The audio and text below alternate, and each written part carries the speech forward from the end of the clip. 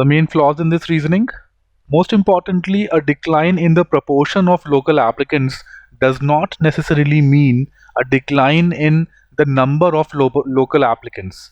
What if the total number of applications have increased? What if they have doubled? This would mean that more and more applicants from outside the city are applying, but at the same time, a lot of local applicants are also applying.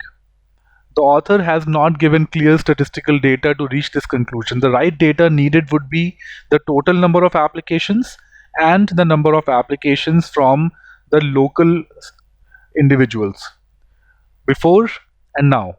This would be the right kind of data needed to reach the conclusion that author has reached. Then, if at all the number of local applications have reduced, is lack of popularity the reason? The author did not suggest that all other factors remained fairly unchanged, and it is only the lack of popularity or awareness that has led to this decrease in proportion. What if increased competition, demographics, or socioeconomic changes have led to this change? Is a rigorous marketing campaign a valid solution? Lack of popularity does not mean that people don't know about it.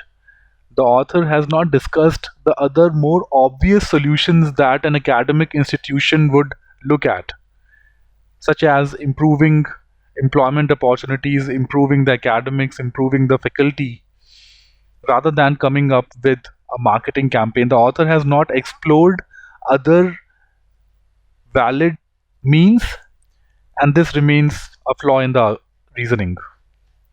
The solution is recommended until the former proportion is achieved.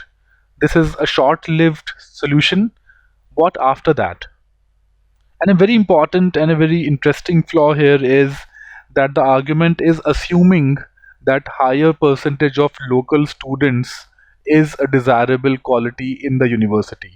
It is possible that the university is looking for more and more outside students, and therefore it is taking clear steps for attracting the outside students, and that is why the proportion of the local students has reduced. The author has not talked about this at all. The author has not suggested that the university requires a higher proportion of, requires or desires a higher proportion of local applicants.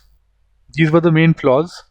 A fine structure to your essay would be that you have an introduction that very clearly suggests your stand on the argument. The stand must always be that the argument is not convincing. So have an intro. Suppose you were able to figure out 4 flaws.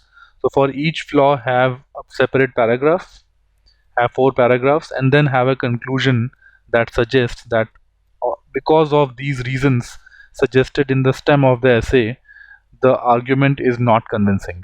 Wherever possible, talk about what the author could have done to make this argument convincing. That would be all. Thanks for watching.